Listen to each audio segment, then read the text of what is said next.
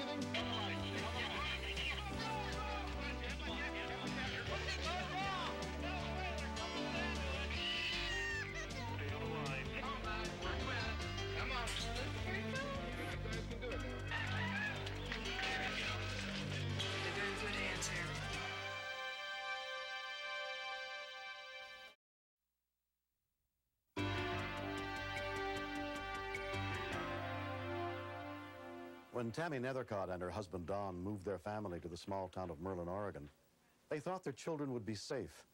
But on the afternoon of October 3rd, 1991, just a few weeks after settling into their new home, one of their worst fears came to pass.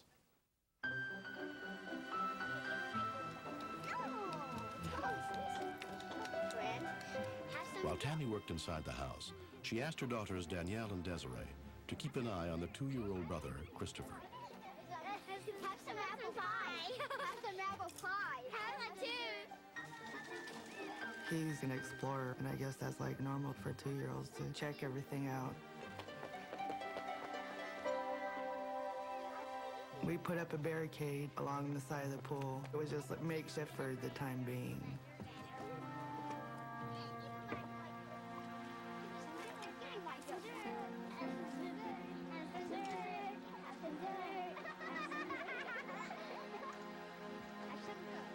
Where's Chris?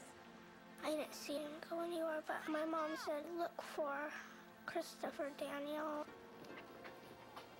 I went to go look for him. I thought he was on the swing set, but he wasn't.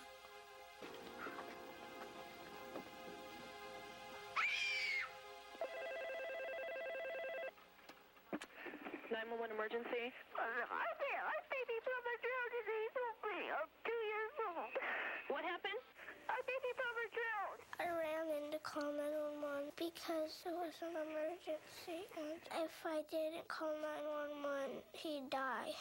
I had my baby boy in my arms, and there's no muscle tone, no life, no nothing. I need you to relax, okay? Tell me what's happening so I can help you. He was in the pool. Face down. I think he drowned. Okay, take a deep breath. Take a deep breath. Is he breathing? No. Okay, I want you to stay on. 911 dispatcher Katie Duncan joined dispatcher Lisa Saul on the line. We're trained to work in pairs. So from there, I was going to take over the emergency medical portion of the call so that she could dispatch the ambulance and the fire department. Medic 4. The nearest rescue units, including EMT Jess Webb, headed to the scene. But they were 7 miles away.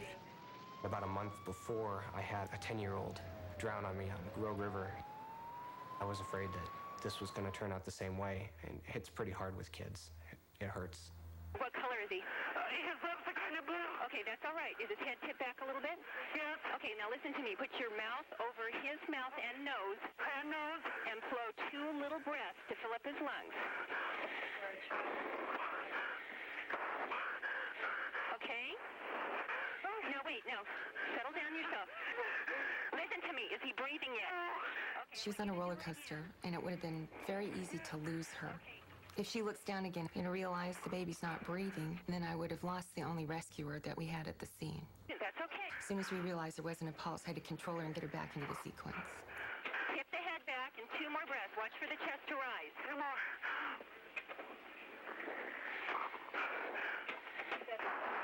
Is the baby breathing yet? No. Okay, I'm going to tell you what I want you to do next, okay? Listen to me. Put the heel of your hand in the middle of the child's chest, between the nipples, and push down 1 inch like you're pumping up the chest. Okay, I want you to do that 5 times, once per second. 2, 3, 4, 5. Now 2 breaths, and make sure the chest is rising. 2 2 more breaths. Come on. 1.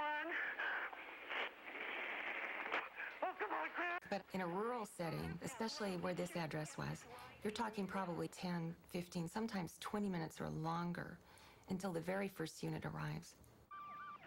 13 minutes after Christopher was pulled from the pool, the nearest advanced life support ambulance was still more than 3 miles away.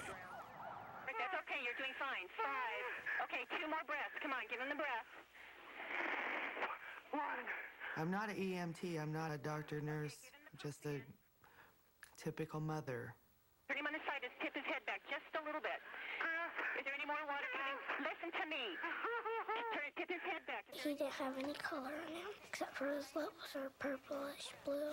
I was feeling scared because I was thinking that he'd die.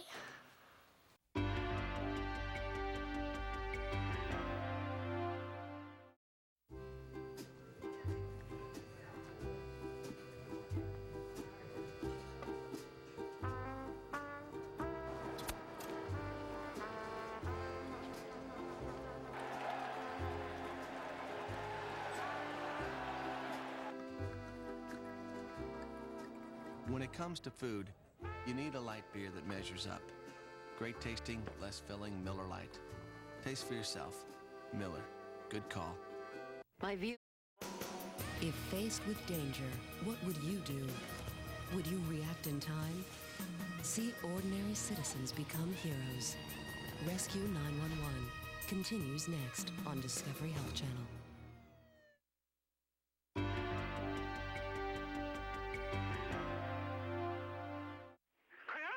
Listen to me. Is the baby crying yet? No. Okay, The thought that we'd been doing this a long time and the child was not coming back had occurred to me, but that doesn't preclude you from doing your very best. Mike Worley had heard about the drowning from a neighbor. It scared me to death first time I looked at him. There wasn't no life in him. I couldn't see him do anything. And he's just a little bitty guy. Keep going. Give him the breath now. Yeah, I want her to keep doing CPR. She's trying.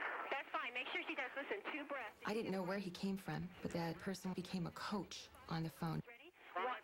Count with her. 1, 2, 3, 4, 5. She just spit up a bunch of water. That's okay. Roll the baby on the side. Roll baby on his side. Roll him on his side.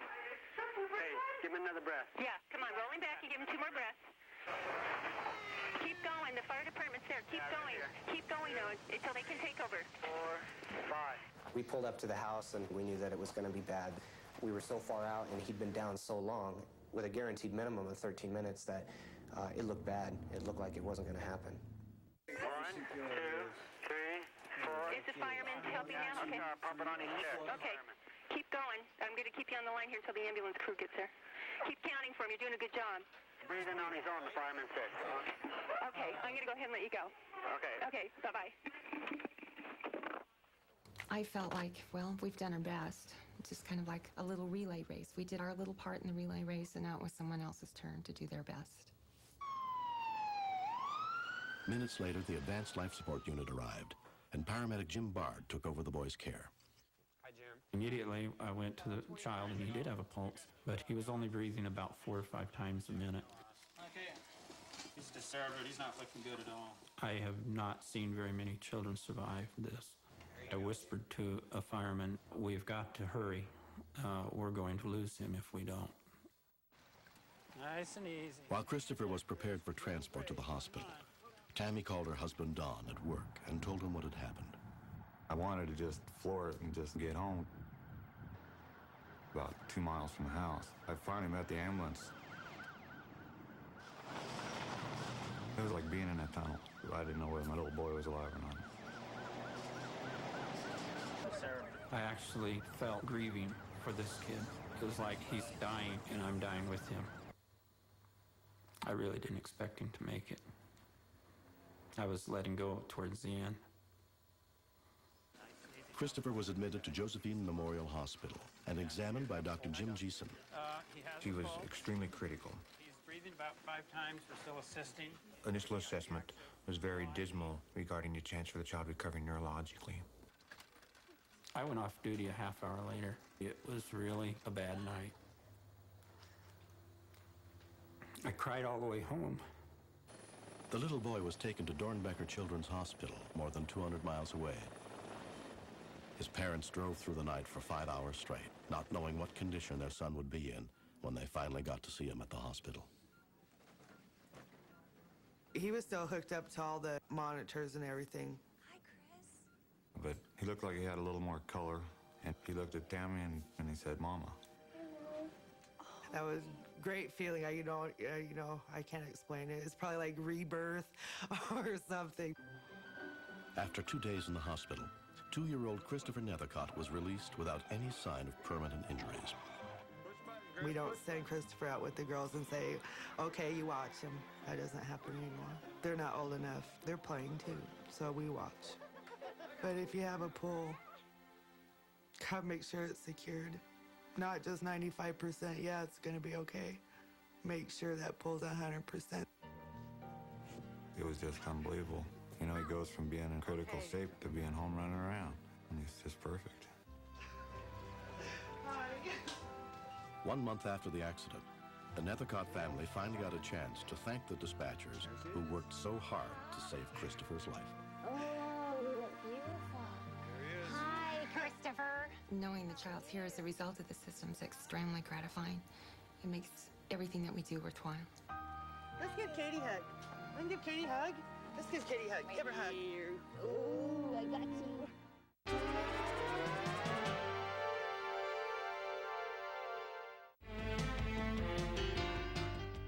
Next, step inside the command center where the calls for help are answered and meet the real-life heroes who save lives. Stay tuned for another episode of Rescue 911.